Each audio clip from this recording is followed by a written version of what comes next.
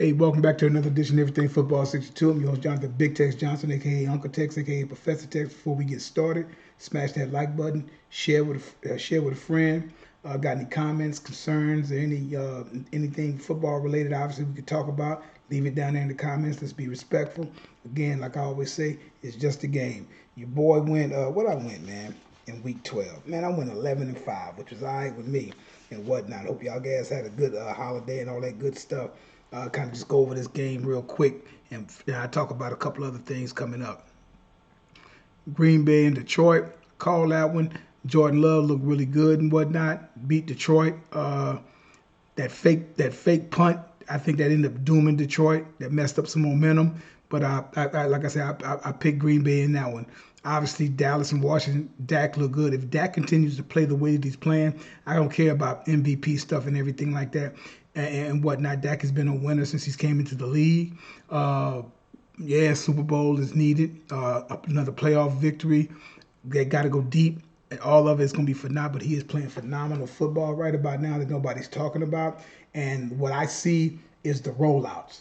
Instead of maybe just trying to run, he looks extremely comfortable in bootlegs, rolling out, and being able to see the field. Even though he's already a big quarterback and whatnot, that just gives him more.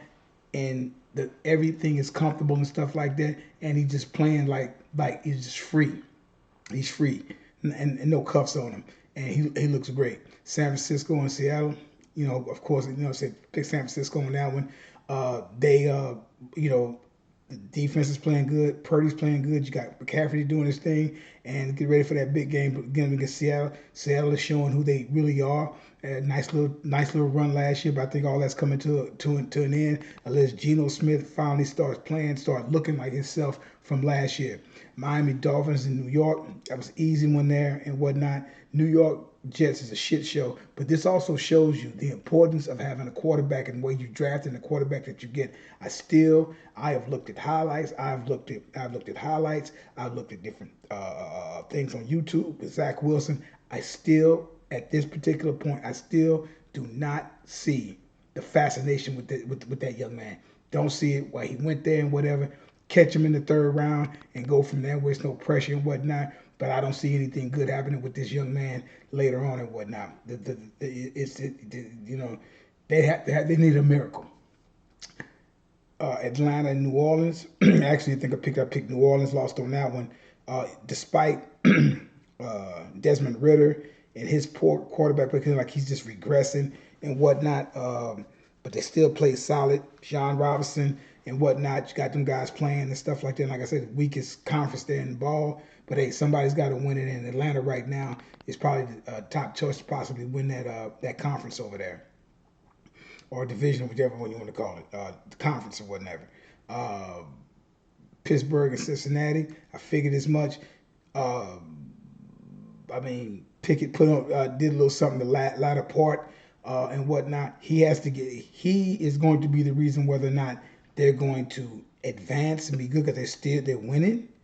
Can't take that from them. They're winning, and they beat the Cincinnati team who they're supposed to beat basically because Burrow's out for the rest of the year and whatnot. So we'll see what happens with them. But I picked them on that one. Carolina, Tennessee. Same thing with that one. Tennessee is fighting for their lives right now. Carolina is doing what Carolina's going to do. And like I said, anytime you're picking first, don't expect a lot from them and whatnot. Going down to that of Tampa Bay and Indianapolis lost. I think I picked Tampa Bay. Uh, Gardner Minshew, he plays ball. He played good with Jacksonville, but they just wasn't satisfied with him at the quarterback. He goes over to names with Indianapolis. I think he had another pit stop somewhere, but I can't really. Maybe not, but he's playing. He's playing good. But unfortunately, now Indianapolis, I just saw a thing where Jonathan Taylor got hurt, and unfortunately, this is just more confirmation of why these teams do not value running backs and whatnot, why they don't want to pay them. Lost on this one too. I figured New England would do something, and they had a chance to actually to tie the game, missed the field goal in New England fashion nowadays. And the Giants ended up winning and whatnot. Wasn't much to watch. Kind of a pathetic game at the end of the day.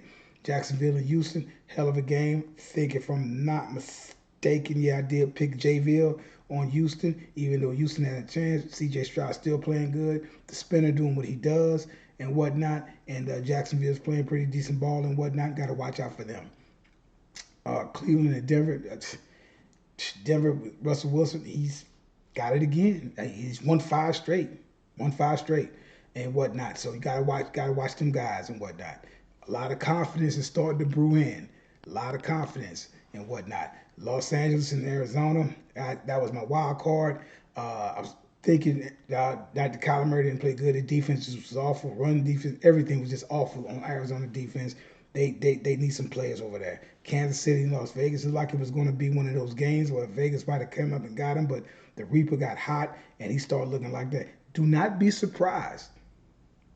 Do not be surprised of the following next 5 or 6 weeks in football that where Mahomes just goes on an epic run and he goes on an epic run of just doing wonderful things and whatnot, and possibly put his name back in that MVP race and whatnot. Because all it takes is a couple of runs and a couple of bad outings with other MVP candidates. Buffalo and Philadelphia, Jalen Hurts. Hey man, what can I say? You can't say anything else. Again, he got his heart snatched again. You thought they was winning, and like I said, it's not like Josh Allen played bad. He accounted for 2, 3, 4 touchdowns or something like that. But hey man, but like I say though, he doesn't play on the other side of the ball. And that one pick that he had, wish he had that back. But hey man, that's the name of the game though. And Jalen Hurts just showed what people think he's a fluke. That young man is not a fluke. That young man has always been a player. So y'all better put some respect on me. I'm not a Philly fan, but I root for Texas quarterbacks. If anybody Texas is doing their thing, and just as long as it ain't against my team. But I did pick. I figured Buffalo was hot and they could get them, and they had them, and they let it slip away. Baltimore and Los Angeles, that game went pretty much the way it's going to win. They Baltimore not winning good. Baltimore is a sleeper. They're a sleeper, and right at this particular point right now, Lamar Jackson does not have to be Superman. What they're doing, I'm telling you what they're doing. They're saving, trying to make sure everybody gets involved. Play, even if they're winning ugly, still keep him doing what you have him doing, and then when they finally get in the playoffs and whatnot, a little rest, possibly win the AFC North, get a bye, get some rest, and then you're going to see a Lamar Jackson, in my opinion, could be completely wrong, but in my opinion, he will let loose everything he has from running, and then with better receivers and whatnot, know when to run, know when to get down, and all that type of stuff. But he will turn into Superman in the playoffs, and I think that's a guarantee. But they're winning right now without him having to be Superman, preserving that energy and that preserving themselves and everything like that, and they're winning tight games when they have to win, because not every game is going to be a cakewalk, despite what every people say. People play against losing teams, and I'll talk about that later. And Chicago and Minnesota, kind of an ugly game. Glad to see Justin Fields got the monkey up off his back and whatnot. So that was good to see for that young man to get his first win of the season and whatnot after being hurt and whatnot. Get some weapons around him. Get Marvin Harrison over there with him. I said he's not the problem. That man ran for his life every time he went back to pass. You cannot, I don't care who you play for, who you are, if your offensive line is garbage, it will show. You can show that. People say, well, Joe Burrow. I say, Joe Burrow has exceptional wide receivers. Very solid back. He has one of the best wide receivers in the league, another number 2, and he has weapons. And a tight end. He has all those weapons, so even when all is lost, he can always throw the ball up to them. That's something that's a luxury. That's a luxury that Chicago Bears do not have. And they got my man DJ and whatnot, got him from Carolina. He's been a nice surprise and whatnot. Now get somebody over there with him on there and get you a nice back over there. But the best thing, what they need to do, they need to shore up that offensive line, because they can get whoever they want to get over there. Them guys are not going to do nothing if that young man is constantly running for his life. Now let's go into week 13 and check my picks out of what we got going on here. Sale in Dallas, you already know Dallas. Los Angeles Chargers over the Pats should be an easy win for them. Should be able to light it up on them. Detroit, New Orleans, I got Detroit winning that. Atlanta, the Jets, I got Atlanta. Wouldn't be surprised, but like I said, the Jets has a nice defense. I think they're going to wild card. I'm taking the Jets. I'm taking the Jets defense just to take over. I'm just gonna take the Jets and whatnot and go from there, because they still got a little bit of life left with them. I think they can beat Atlanta, even though Atlanta should win this game. Their quarterback right now is handicapping them, and right now, Arizona, Pittsburgh got Pittsburgh on that one. Indianapolis, Tennessee, I got Indianapolis winning another one, getting another one and whatnot. Miami and Washington, that should be a field day. They should rack up some yards. That secondary is not going to do nothing with Tyreek Hill or Waddle. Denver and Houston, 6-5. This is going to be interesting. I'm taking Denver. I'm taking the hot hand. Russell Wilson's playing extremely solid football. He don't have to do. Everybody's buying it. Everybody is starting to contribute. Everybody has to. That's one thing I say about Bill Belichick would always say: do your job. Everybody do their job and do what needs to be done, what the coaches tell you to do, and you should be able to come out with a W. Carolina and Tampa Bay, Tampa Bay should win that easily. Guys got to play ball. The guys got to play ball for 4 quarters. Cleveland and LA, this should be a Jim Dandy and whatnot. LA is getting a little hot right now. I'm going to give it to LA just simply because I don't know what's happening at quarterback. The quarterback situation is going to. Yeah, another one that went down. Nick Chubbs went down early as a running back. Deshaun Watson's not. If Deshaun Watson's there, I'm taking Cleveland, but he's not there. But they're 7-4 and whatnot. San Francisco and Philly. Philly is 10-1. They've been lucky, but I just think they're going to come ablazing after they beat Buffalo. I think right now Philly is going to go on a crazy run and whatnot. They are banged up, but I'm going to take Philly. It's a lot of shit being talked and whatnot. I got them trying to come. I got them guys trying to sign Reddick and the rest of the game. I got them guys trying to kill Purdy. And I got them going to sell out on the run, and that game is going to be extremely physical. And I'm going to take Philly on that one. I think I'm going to take Philly on that. Kansas City and Green Bay, taking Kansas City. This is where, like I said, Mahomes may go on an epic run where he throws for like 300 yards for the next every game, 2 and 3 and 4, about 3 touchdowns and whatnot, and start just being like, yeah, y'all, it's better ask about me. They forgot about him. And Cincinnati and Jacksonville, I'm taking Jacksonville to go ahead on and throw dirt and finally go ahead and put the nail in the coffin on Cincinnati and whatnot. And those are my picks for Week 12. One of the things I wanted to also discuss and talk about, and tomorrow I'm going to do my semifinalists, who I think is going to be the finalists going into the Hall of Fame. I'm going to do that. I'm going to do that tomorrow for you guys. I'm going to do some more research. I was going to do it tonight, but I'm getting a little tired and whatnot and stuff. But one of the things, Alex Smith made some interesting comments the other day, which I thought was pretty cool. But he made them, and he said something that nobody ever really said. And ironic enough to say that, about the AFC East and what he said and whatnot, the comments or whatever that he said. It's like there's really no reason, and it wasn't a bad thing that he said. What people need to realize, because what's said a lot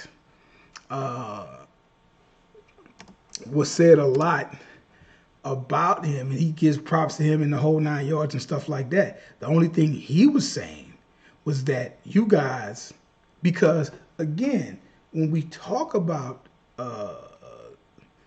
when we talk about this, when we speak about this and everything, you have to understand. You have to understand one thing. This is why I say there's no such thing as strength of schedule in the NFL.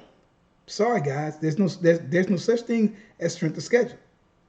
There really isn't. And people need to get to the point where, hey man, we can't, you can't be saying that and everything. So it's like, so what Alex Smith basically said in a nutshell, he basically said, well, look, uh, he said that, how he said this in so many words. Well, Alex, Right here. you betted his position, retiring, and then watching the game from a distance. Do you agree with Tom Brady? I mean, a lot here, Sam. Listen, first off, let me just preface this. I love Tom, the GOAT. But You don't need to say that. But You need to say it. Just kidding. first off, he hasn't been retired that long. He was just playing. Like, he just won a Super Bowl in the current game. Like, is he discounting that one? And then my biggest complaint with this, and no offense to you guys, well, all three of you guys, he played in the most uncompetitive division, I think, in NFL history. I mean, you come out of training camp, the biggest cupcake division, you got a ticket to the playoffs right away. Like, talk about mediocre. I completely disagree with this. I know he's referencing the rule changes over the middle to the receiver, but in my opinion, I think the game's gotten better. There's more parity across the league. Quarterback play is at an all-time high, I think, across the league. Like, the best, you've got the best athletes playing the position. We didn't have this 30, 40 years ago. And then I also, listen, he's referencing also that offense is down, right? Like the numbers this year. To me, I kind of think we're in a golden age of D-linemen. And see, again, what he said. Now, the irony of everything that he's talking about when we speak about that, the irony of this whole situation is I used to say that same thing about the 49ers of the 80s and 90s, where it was the 49ers, the Rams, the Saints, and Atlanta Falcons. The 49ers ruled that division. That division, a couple years with the Rams, okay, yeah, I got you. Maybe not like what he's referencing there, but it was the same thing. They won that division all the time. New Orleans will pop up here and there. The Rams will pop up here and there with that great Eric Dickerson and stuff like that. But it's like Atlanta was a non-factor. New Orleans at a certain time a non-factor. These guys wasn't getting it done. They ruled the roost over there. That wasn't no tough division. Shit, it was the NFC East. That was the division. You know what I'm saying? So the 49ers got a chance to do a lot. But also, having said that, what you have to understand is this. These are NFL teams. This is not Alabama playing George Mason. This is not Clemson playing Georgetown. This is not them playing certain teams playing James Madison University or Georgia playing James Madison University. These are 32 NFL teams. And it's any given Sunday, my man. And again, it doesn't matter. Somebody has to win that division. And then they went on and would win that division, represent the conference, and did it and won, 10 AFC championships? And it would end up winning 6 Super Bowls? Jets pop up here and there. Bills might pop up here and there. Because Bills might pop up here. Miami will show his head every now and then. Jets is a cellar dweller. And the Jets haven't been anything. Miami is just getting back into the fold over the past 2 years. And they've been dormant for over a decade until the last 2 years. Jets have been cellar dwellers. Buffalo has just started rearing his head over the past 3 years, 20, 21, 22, and whatnot.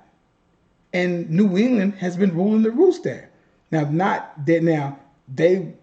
saying that the NFC West back during that time was as bad as that. However, at that particular time, that wasn't a lot. I say 49ers ruled that rules. They ruled it. But at the same time, you can't discount it. Why can't you discount it? Because they are NFL. They are a professional football team. You line up and you play whomever you're supposed to play in those 16, 17 games. Somebody's got to win that division. Somebody got to win that division. Now, when they win that division, and if they won and done, then you can sit up there and say that's all you. But they have to play. You still have to play the game. And playing the game, whatever division you're in, they can sit up there and say, well, I can sit up there and talk about the NFC South. But football is a funny thing. You can mess around and be in that, and if a team can get hot, and we've seen this, team gets hot, the Jets, because they got Rick Trine up there. Them jokers, the first 2 years of Sanchez, they went to the AFC Championship game. They went to the AFC Championship game, wild card, division, AFC Championship game 2 years in a row. Now, they never really built on anything else, which I knew that it was going to happen, but they were hot, they had strong defense, and they was consistent with trying to run the ball, and Sanchez really didn't make a lot of, not too many crazy mistakes, so to speak, and whatnot. So, at the same time, those are things that you have to discuss and you have to talk about. But yeah, you line up and you play whoever is in front of you on that schedule. And you win. So there is no pay. There's no strength of fucking schedule. This is not somebody vying for college teams vying for trying to get the national championship because you got 1,000 goddamn colleges and shit that's going for that one thing, and everybody's not going to make it and whatnot. You can go in there with 11-0 or we're 12-0. And they still don't get in the playoffs. Why not? Because half the teams that they played probably had a combined, they played James Madison. They played this. They played Maryland. They played this. They played a lot of teams that wasn't any good. And sometimes that ended up showing. Case in point, last year when TCU got in. TCU, 9 times out of 10, is not beating Michigan. And then it all came out and showed out what happened. TCU was completely outclassed and outmatched against Georgia. They beat them like a JV team. Now, if you're a TCU fan, you was glad to go there and stuff like that. But that's my point. That's the point. In the NFL, it's about W's and L's, man. If you win, you can have what you call, there is no soft schedule in the NFL. See, this is the thing that I laugh about. Because right now it's, they beat the Denver Broncos. Now the Denver Broncos is one of the hottest teams coming. That's why I always say second half. I look at the second half. You can get your shit together. You are who you are. And you make whatever adjustments that you have to make. And then you play ball. Now, let's say, for shits and giggles, SAG. Let's just say right now, what, them jokers is what? 6-5, I think? 6-5. Let's say they finish, I don't know, 11-6. Then what? All that talk about the team that was playing early when they were 1-4, when they were 1-4, 1-5, and all this stuff like that. So they just played whoever team beat them at the time, or the lonely Denver Broncos. They 1-5. Now they've reeled off 5 straight. Now what do you say? What about the team that was up at that time and now they're starting to fade away? It could be some teams that's in the playoff hunt that look good, can fuck around and drop 3-4 games, and all of a sudden now, then what? Then how do you count that? That's why you go to the end of the season. It has nothing to do with strength of schedule. It has to do when you beat them. When you do your head-to-head matchup, the schedule, that shit doesn't matter in the NFL. So it doesn't matter. Now, if you're able, that would be different if, 7 times the 49ers could play the Carolina, they can play the Carolina Panthers 7 times, play the Panthers 7 times, and play what other team is out there that's not very good or that's reeling right now? Because you got right now, Cincinnati's reeling. I can't even think of another team. The Arizona Cardinals. I could play them. Say if I played them twice and played Carolina twice. Well, that's probably 4 wins. And then go to some other. And if you just have to play those teams, that's a different conversation. But it's not going to be that way. You can play them twice in your division, but that's not going to happen with a lot of this. So you line up and you play whoever's up there. Those are NFL teams with NFL players, and a lot of those players have played a lot of teams that was winners and that was losers and whatnot, and vice versa. So it doesn't matter. This is the NFL. You line up, you play with, say all that, what's your Power 5 and all that. Those are just hot points to talk about and shit. Those are fillers. There's no fucking goddamn Power 5 and all that shit. You can talk that Power 5 shit when the season is over. When the Super Bowl is over, then you want to say that here was my top 10 teams. But to say that means something, fuck the strength of schedule. It doesn't mean who finished the race. Who finished the race? Who finished up? And right now, still in the NFC. I told you guys this earlier. Still in the NFC. The team to beat is the Philadelphia Eagles. The team to beat in the AFC is the Kansas City Chiefs. That's the best team, Kansas City Chiefs, going against if we just going, because they're still the reigning Super Bowl champ, reigning AFC champion. Philadelphia is the reigning NFC championship and lost to the Kansas City Chiefs in the Super Bowl. Those are your two best teams until they get eliminated. Right now, they're the best team, and they're going to be definitely in the playoffs. So, having said that, those are still from the NFC standpoint of view. We can talk all that shit all you want. The team to beat is Philly. Dallas has to beat Philly. San Francisco has to beat Philly. Seattle has to beat Philly. Everybody in the NFC who's vying for that of a playoff spot, they got to deal with Philly. Until Philly gets eliminated and whatnot, they're still the team to beat. Same with Kansas City. Until you eliminate them. So the two best teams, in my opinion, still to beat, and they both have winning records. One is 10-1, the other one is 8-3. Those are your two best teams. Has nothing to do with fucking records, who played who, this, that, and the other, and all this guy. That's who you have to beat. It comes down to win. And you can go in there, and we've seen it before. Teams finishing 14-2 and all this other stuff and get eliminated in the first round. Then what does that say? All that other shit is thrown out the window. Or they're going to have some all-pros and some this, that, and the other. But the name of the game at the end of the day, winning that Super Bowl, winning your conference. Winning your conference and representing that conference in the Super Bowl, AFC or NFC. And then winning. That's what it's all about. And right now, it says who's the best team and just about this, who's playing. You can say who's playing the best, but until then, in order to beat a man, you got to beat the man. So that means that even if Philly messes around and plays Kansas City again in the Super Bowl and whatnot, and it goes there, well, okay, then Philly win. But at the same time, no, Kansas City is still the team to beat. They are still the king of the hill.